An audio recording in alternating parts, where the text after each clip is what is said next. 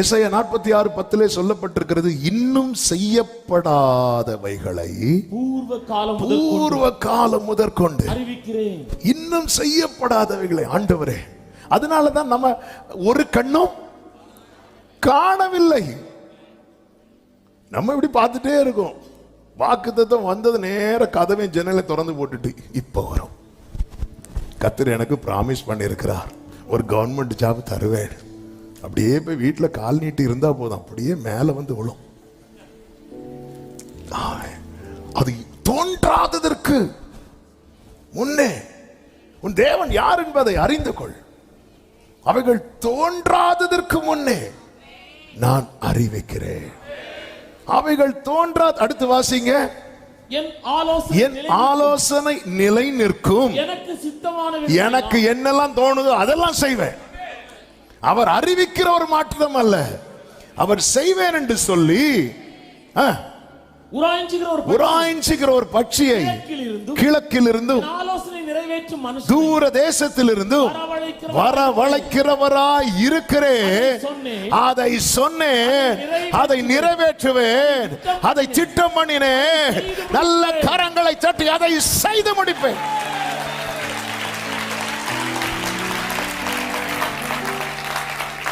ஹல்லேலூயா.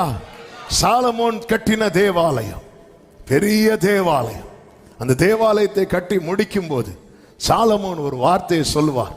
1 ராஜாக்களின் புஸ்தகம் 8வது அதிகாரம் அதனுடைய 15வது வசனத்திலே இப்படி சொல்லுவார், இஸ்ரவேலின் தேவனாகிய கர்த்தருக்கு ஸ்தோத்திரம். அவர் என் தகப்பனாகிய தாவீதுக்கு தம்முடைய வாக்கினால் சொன்னதை தம்முடைய கரத்தினால் நிறைவேற்றினார். அப்போ சொன்னது யாருக்கு? தாவீதுக்கு. அது எந்த காலத்தில் நிறைவேற்றுகிறார்? சாலமோன் நாட்கள். அப்போ எல்லா உரைக்கப்பட்ட வார்த்தைக்கும் நிறைவேறும் காலம் என்று ஒன்று இருக்கிறது. ஹல்லேலூயா. உரைக்கப்பட்ட ஒவ்வொரு வார்த்தை கர்த்தர் பேசிட்டாரா? பேசிட்டார். நம்ம தான் என்ன பண்றோம் அப்படின்னா, நம்ம ஒரு காலத்தை செட் பண்ணி அந்த காலத்துக்குள்ள கொண்டு வர பார்க்கிறோம். ஆண்டவர் எப்படியாவது இந்த மாசம் நடந்துரட்டும்பா. அதன் அர்த்தம் என்ன? ஆண்டவர் ஒருவேளை டேட் டைமை மறந்துட்டாரோ? எங்க ஒரு திராட்சை ரசம் விஷயத்துக்கே என் வேலை வரலங்கிறாரு. ஒரு திராட்சை ரசம் விஷயம், இதுல எல்லாம் என்ன இருக்கு? இதுல இருக்கு. அவரை குறித்து வேதம் எப்படி நமக்கு காண்பித்து தருகிறது? அவர் சகலத்தையும் ஆதியின் காலத்தில் சகலத்தையும், அப்ப சகலத்தையும் சொல்லும் போது அதுக்குள்ள இந்த கானாவூர் கல்யாணம் வீட்டு திராட்சரச மேட்டரும் இருக்கு. பக்கத்துல பார்த்து சொல்லுங்க, எங்க வீட்டு மேட்டரும் இருக்கு. இருக்கா? இப்போ உங்க வீட்டு மேட்டர் இருக்குன்னு சொல்லதான் வந்தேன், ஆனா இவ்வளவு சிரிப்பு வராது. ஹல்லேலூயா. சகலத்தையும் நீர் செய்வதை யாரால் தடுத்திட கூடும்? நீர் சொன்னதை நீர் செய்வதை தடுப்பவன் இல்லை. நீர் செய்வதை தடுப்பவன் இல்லை. கைகளை உயர்த்தி செய்வதை சத்தமாய் வல்லமை நிறைந்த வார்த்தையானவரே இயேசுவே, என்னை உருவாக்கினீர் உந்தன் வார்த்தையா, என்னை உயிர்ப்பித்ததும் என்னை ஆற்றினீர் தேற்றினீரும் வார்த்தையா, என்னை தாங்கினீர் என்னை ஆற்றினீர்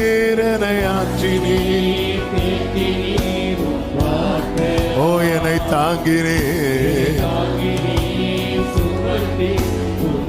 இந்த கைகளை உயர்த்தி வார்த்தையானவரே ஆதியில் இருந்தவரே எனக்காய் வந்தவரே ஆமென். வார்த்தையானவரே, ஆதியில் இருந்தவரே, glory. வந்தவரே, எல்லாம் தருபவரே, Jesus, வார்த்தையானவரே. பூர்வ காலம் முதல் அது திட்டம் பண்ணப்பட்டு தெரிவிக்கப்பட்டது. இந்த சாலமோன் எங்கே கர்த்தருடைய ஆலயத்தை கட்டினான் என்று 2 நாளாகமம் அதனுடைய 3வது அதிகாரத்தின் 1வது வசனத்திலே இப்படி சொல்லப்பட்டிருக்கிறது. பின்பு சாலமோன் எருசலேமின் தகப்பனாகிய தாவீது, எருசலேமிலே தன் தகப்பனாகிய தாவீதுக்கு காண்பிக்கப்பட்ட மோரியா என்னும் மலையில் எபூசியனாகிய ஒர்னானின் களம் என்னும் தாவீது குறித்து வைத்த ஸ்தலத்திலே கர்த்தருடைய ஆலயத்தை கட்ட துவங்கினான். சாலமோன் கட்டின தேவாலயம். ஆனால் இது அப்படியே பின்னாடி போய் பார்த்தா 2 நபர்களை இங்க பார்க்க முடியும். யாரெல்லாம்? ஒன்று தாவீது, இன்னொன்று ஆபிரகாம். ஏதோ தற்செயலா எழும்பி கட்டப்படவில்லை. அழைக்கப்பட்ட வாக்குத்தத்த சந்ததியே. அதனாலதான் பைபிள்ல சொல்லப்பட்டிருக்கிறது, உன் தகப்பனாகிய ஆபிரகாமை உன்னை பெற்ற சாராளையும் நோக்கி பார். அங்கிருந்து துவங்கப்பட்டது.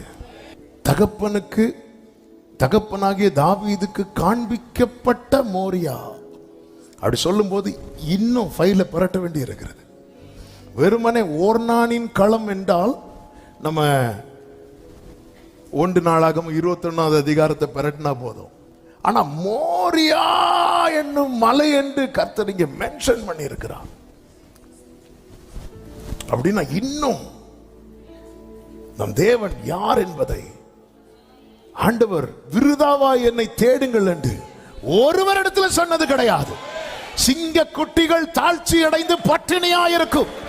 கர்த்தரை தேடுகிறவர்களுக்கு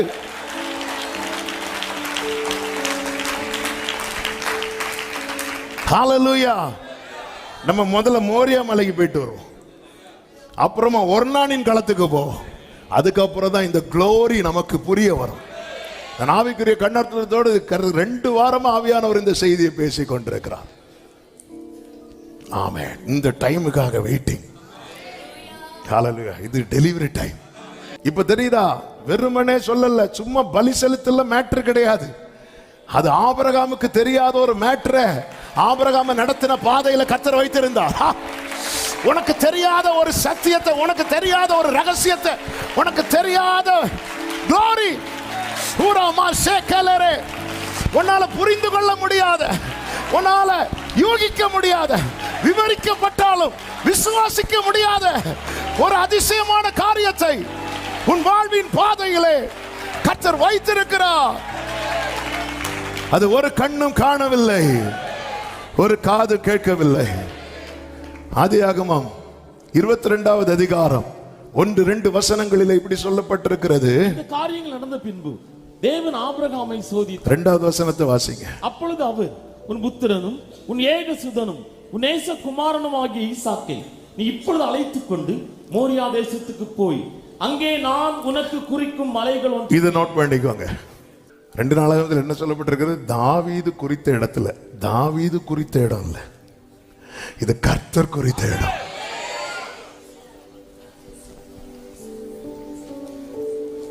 அங்கே நான் உனக்கு குறிக்கும். கரெக்டா.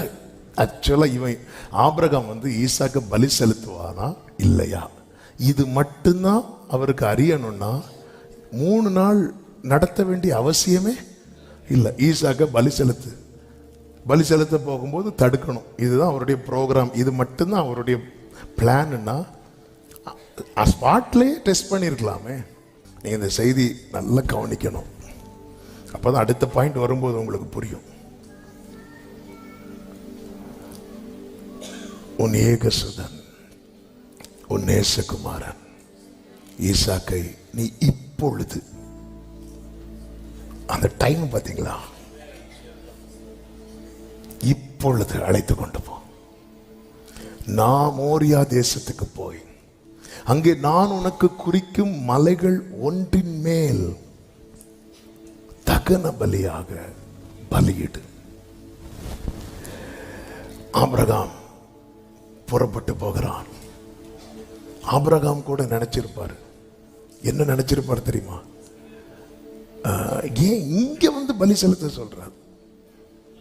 ஹல்லேலூயா. இந்த மோரியா மலையில முதல்ல கால் வச்சது இந்த ஆபிரகாம், இந்த ஈசாக்கு. அற்பமான ஆரம்பம். இப்போ சாலமோன் நாட்களில திரள் கூட்டம் கூடியிருக்கிறார்கள். அற்பமான ஆரம்பத்தின் நாளை என் மேல் நீர் வைத்த ஒரு காரியத்தை சொல்லிட்டு இந்த கோரஸை பாட விரும்புறேன். உன் பயணத்துல நீ தனிமை கிடையாது. உன் பயணத்துல நீ அவருடைய கரம் இருக்கிறது. அவருடைய கரம் இருக்கிறது. இப்போ எத்தனை பேர் கூட சேர்ந்து சொல்லுவீங்க, என் மேல் நீ வைத்தவும் கரமே இம்மட்டும் என்னை நடத்தினதே.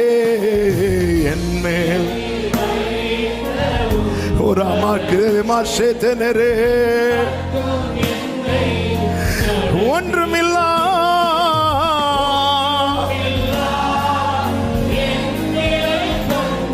Seratanalavakar Rima Baba Raba Baba Lagara.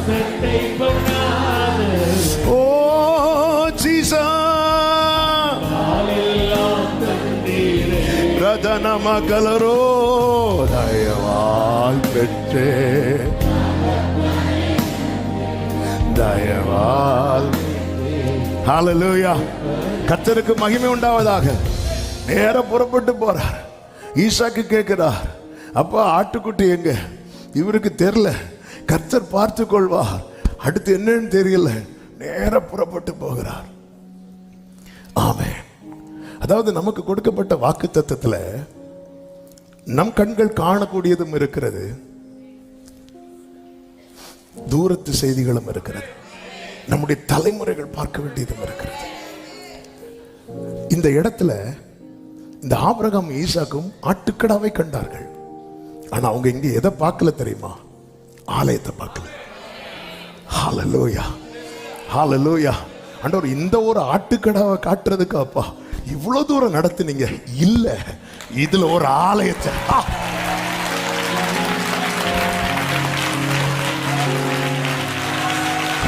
இந்த பிரயாசத்துக்கு இது வீண் போகாது. ஒரு கலசம் தண்ணி எடுத்து கொடுத்தா கூட பரலோகத்தில் நிறைவான பலன் உண்டு என்று சொல்லி இருக்கிறார். அவருடைய நாமத்தின் நிமித்தம் நீ படுகிற அன்பின் பிரயாசம் ஒன்றும். ஜீசஸ் ஜீசஸ் நேர வராங்க, நேர வராங்க. அந்த ஆட்டுக்கடாவை ஆபிரகாமும் பார்க்கல, ஈசாக்கும் பார்க்கல. ஆபிரகாமும் பார்க்கல. என் கூட நீங்க டிராவல் பண்ணி வரணும். நான் மோரியா மலையில் நிக்கிறேன். ஹல்லேலூயா. ஆபிரகாமும் வரல, ஈசாக்கும். ஆபிரகாமும் பார்க்கல, ஈசாக்கும் பார்க்கல. ஆனா இப்போ பார்க்கறாங்க. ஏன்? இதுதான் ரோமர் 4 சொல்லப்பட்டிருக்கிறது. அவர் இல்லாதவைகளை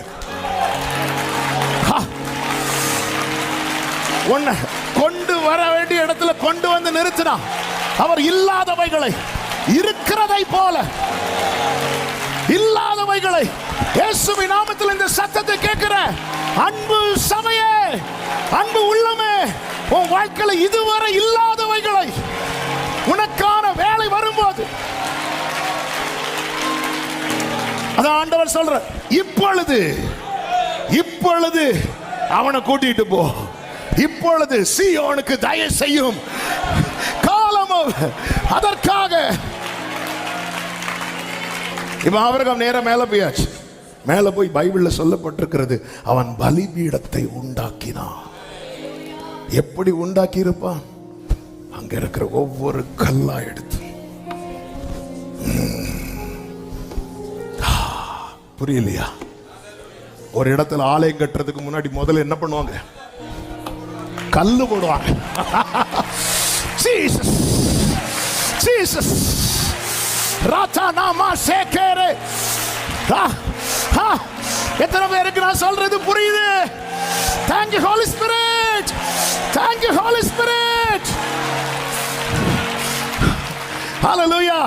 நீ 3 நாள் டிராவல் பண்ணி நீ பார்த்தது ஒரு ஆட்டுக்கடாதான்.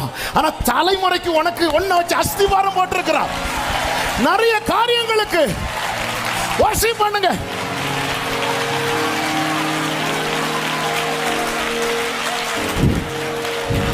அநேக காரியங்களுக்கு இந்த வார்த்தையை மெடிடேட் பண்ணும்போது என்னால தாங்க முடியல.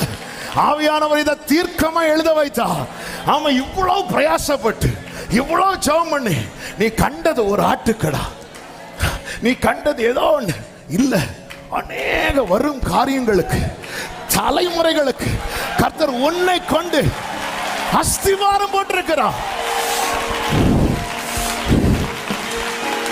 ஜீசஸ் ஷரபாலகா மாமா உன்னை கொண்டு அஸ்திவாரம் போட்டிருக்கிறார். Thank you Holy Spirit. ஆமென் சொல்லுங்க பார்க்கலாம். அநேக காரியங்களுக்கு நாம் பார்க்க வேண்டியதை நம் கண்கள் காண வைப்பார். அதுபோல தலைமுறைகளுக்கான அநேக காரியங்களை நம்மை கொண்டு அஸ்திவாரம் போட வைப்பார். 1 பேதுரு 1வது அதிகாரம் 10, 11, 12 வசனங்களை படிக்கும்போது உங்களுக்கு உண்டான கிருபையை குறித்து, உங்களுக்கு உண்டான கிருபையை குறித்து தீர்க்க தரிசனம் சொன்ன தீர்க்க தரிசிகள் அதை கருத்தாய் ஆராய்ச்சி பண்ணினார்கள் என்று. தங்களில் உள்ள கிறிஸ்துவின் ஆவியானவர் கிறிஸ்துவுக்கு உண்டாகும் பாடுகளை அவைகளுக்கு பின்வரும் மகிமையும் முன் அறிவித்த போது இன்ன காலத்தை குறித்தார் என்பதையும் அந்த காலத்தின் விசேஷம் இன்னதென்பதையும் ஆராய்ந்தார்கள். 12வது வசனம். தங்கள் நிமித்தம் அல்ல நமது நிமித்தம் இவைகளை தெரிவித்தார்கள் என்று. ஹல்லேலூயா. அவர்களுக்கு வெளியாக்கப்பட்டது. தங்கள் நிமித்தம் அல்ல. இவ்வளவு 3 நாள் ஆபிரகாம் லைஃப்ல 175 வருடங்களில் ஆபிரகாம் வாழ்க்கையில மறக்க முடியாத 3 நாள் பிரயாணம். சில ஜேர்னி நம்ம லைஃப்ல மறக்க முடியாது. ஏன்பா இதை செஞ்சீங்க, ஏன் ஆண்டவரே இந்த ஒரு 3 நாள். ஹல்லேலூயா. எனக்கு சின்ன வயசுல ஒரு வாட்டி அப்பா கூட நாங்கள் மீட்டிங் போயிட்டு வரோம். அப்போ நானும் இன்னொரு சகோதரன் உண்டு பேசிகிட்டு இருக்கிறோம். அப்பா காரில் ஃப்ரெண்டில் இருக்கிறாங்க, நாங்கள் பின்னாடி இருக்கிறோம். அப்போது சில காரியங்கள், அதாவது ஸ்கூலில் நடந்த காரியங்கள், காலேஜில் நடந்த காரியங்கள் அப்படி ஜாலியாக பேசிகிட்டு இருக்கும்போது நான் சொன்னேன் அவர்கிட்ட, ஐயோ ஒரு ரிவைண்ட் பட்டன் இருந்தால் எவ்வளோ சூப்பரில். உடனே இம்மிடியேட்டாக எங்கள் அப்பா ஃப்ரெண்டில் இருந்து அதே போல் ஒரு ஃபார்வர்ட் பட்டன் இருந்தால் இன்னும் சூப்பர் அப்படின்னாங்க. ஏன்னா சில காரியங்களை நினைக்கும் போதே அதை தட்டி விட்டுறணும். அதே போல் நம்முடைய லைஃப்பில் இந்த 175 வருஷத்தில் இந்த 3 days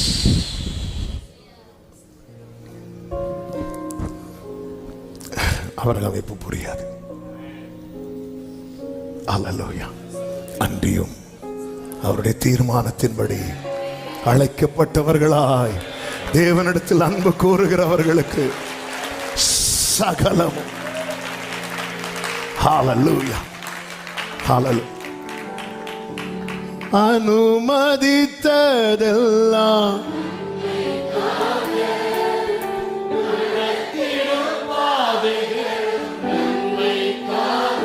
ஆமென். அனுமதித்ததெல்லாம்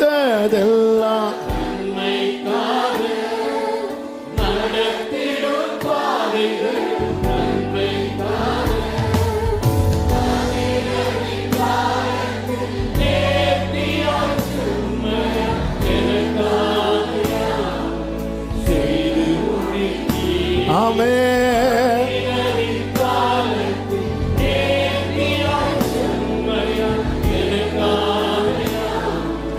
செய்து முடித்தீர் உங்க கைகள்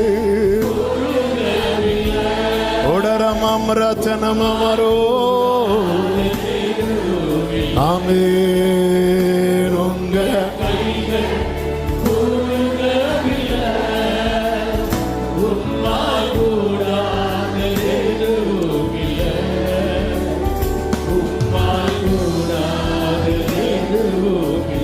உங்க வாழ்க்கையில சில நாட்கள் அல்லது சில வாரங்கள் ஐயோ அதை நினைக்கவே முடியாது.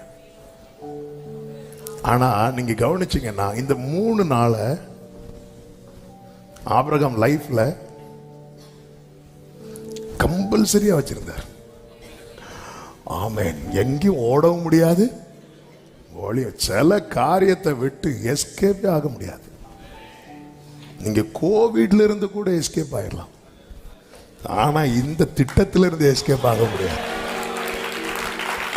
நீ எதுல இருந்து வேணாலும் எஸ்கேப் ஆயிடலாம்.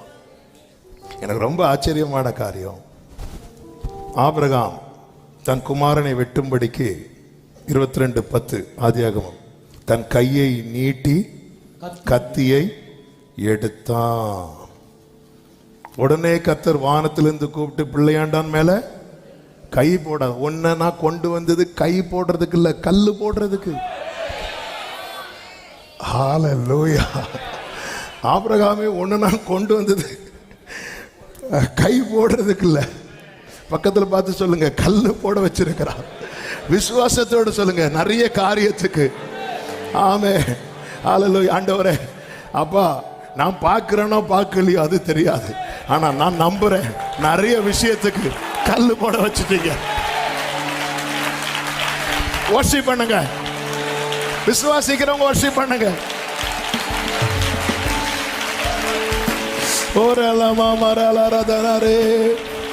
ஹல்லேலூயா. சகலத்தையும் நீர் உருவாக்கினீ, சகலத்தையும் நீர்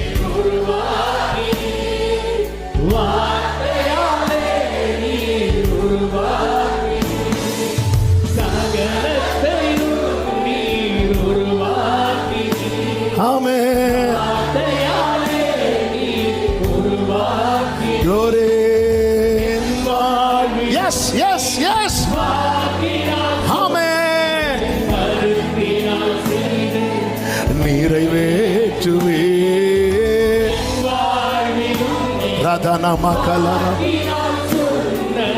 கரத்தினால் செய்து.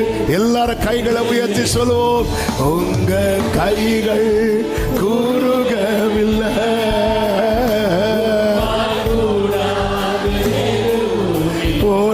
மலகதனரா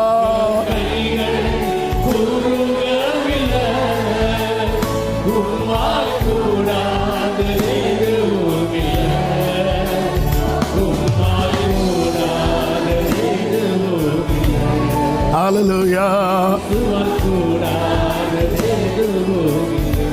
ஆலயத்துக்கு முன்னாடி ஆட்டுக்கடாக்கு வருவோம். 13வது வசனம். ஆபிரகாம் தன் கண்களை ஏறெடுத்து பார்க்கும், இதோ இதோ பின்னாக புதரிலே தன் கொம்புகள் சிக்கிக் கொண்டிருந்த ஒரு ஆட்டுக்கடாவை கண்டான். எதுக்கு அப்புறம்? கல்லு போட்டதுக்கு அப்புறம். ஆமென். ஆட்டுக்கடாவை பார்த்து அதுல பிஸி ஆயிடும். கல்லு போடுறது ரொம்ப முக்கியம். ஆமென். அதாவது வீடு கட்டும் போது எங்களை ஜெபம் பண்ண கூடுவாங்க, மற்ற எல்லாரையும் பிரதிஷ்டைக்கு கூடுவாங்க.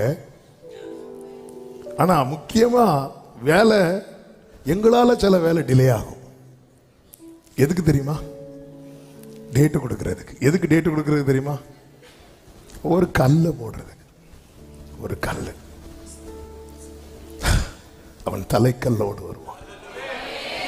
அதற்கு கிருபை உண்டாவதாக, அதற்கு கிருபை உண்டாவதாக. ஏ பெரிய பர்வதமே, நீ எம்மாத்திரம் செருபாபேலுக்கு முன்பாக. இது பலத்தினாலும் அல்ல, இது பராக்கிரமத்தினாலும் அல்ல. வர்ஷிப் பண்ணுங்க, வர்ஷிப் பண்ணுங்க. அற்பமான ஆரம்பத்தின் நாளை யார் அசட்டை பண்ணலாம்?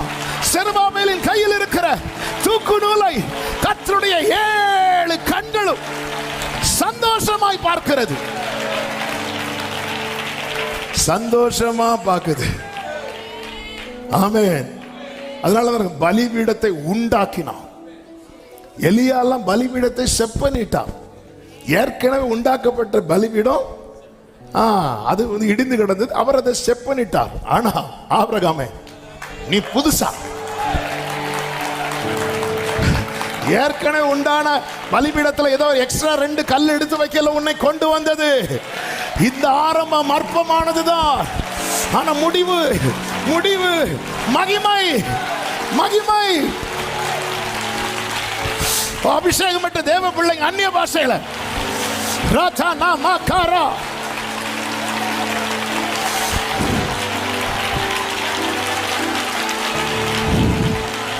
நீ கண்ணீரோடு நிக்கிற மோரியா மலையில தான் நாளைக்கு தாவீது வந்து நிக்க போறான். நாளைக்கு சாலமன் வந்து நிக்க போறான்.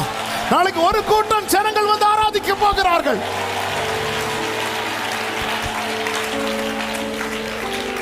ஹல்லேலூயா. அந்த இடத்துல வர்ஷிப் நடக்குது. ஹல்லேலூயா.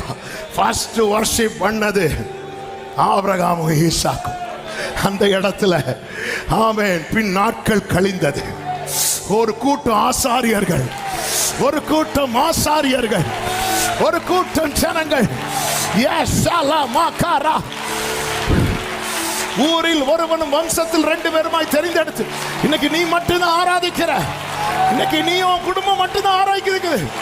உன் ஜனம் வரும், உன் இனம் வரும், உன் சொந்தங்கள் வருவார்கள். ஹல்லேலூயா ஹல்லேலூயா.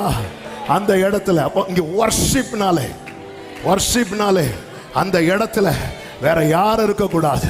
அடிக்கப்பட்ட ஆட்டுக்கடா, அடிக்கப்பட்ட அந்த வர்ஷிப்னாலே அந்த இடத்துல வேற யாரும் இருக்க கூடாது.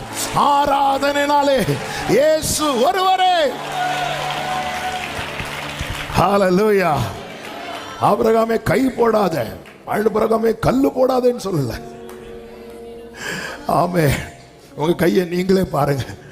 ஆண்டவர் இந்த பலவீனமான கையை வச்சாப்பா நீங்க கல்லு போட வைக்கிறீங்க நிறைய நிறைய நிறைய காரியத்துக்கு.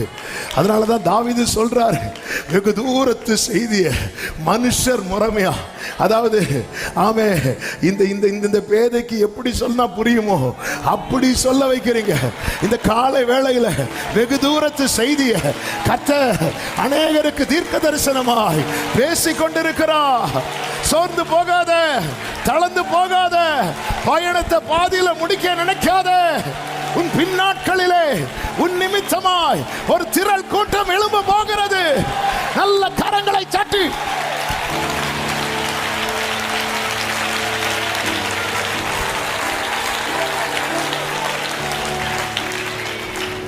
இப்ப இந்த ஆங்கிள் நீங்க இதை பார்த்துட்டு வரீங்க. இனி 14வது வசனத்தை வாசிங்க. நீ உன் புத்திரன் என்றும் 14 ஆபிரகாம் அந்த இடத்துக்கு யெகோவா ஈரே என்று பெயரிட்டான். அதனாலே கர்த்தருடைய பர்வதத்தில் பார்த்துக் கொள்ளப்படும் என்று ஃபுல் ஸ்டாப் வைக்க வேண்டியதானே. அடுத்து இந்நாள் வரைக்கும் இந்நாளுக்காக அந்நாளை ஆயத்தப்படுத்தின என் தேவனுக்கு. அன்னைக்கு கேமராலாம் கிடையாது, வாட்ஸ்அப் எப்படிங்க என்னங்க. ஆபிரகாம் காலம் எங்க, தாவீது காலம் எங்க, சாலமோன் காலம் எங்க? என்ன இதன் அர்த்தம்? அழைக்கப்பட்டவன் வாழ்க்கையில நடப்பது எதுவும் தற்செயல் அல்ல. ஏற்கனவே இதோ பூர்வ காலத்தில் தெரிவிக்கப்பட்டவைகள், அது தோன்றாததுக்கு முன்னே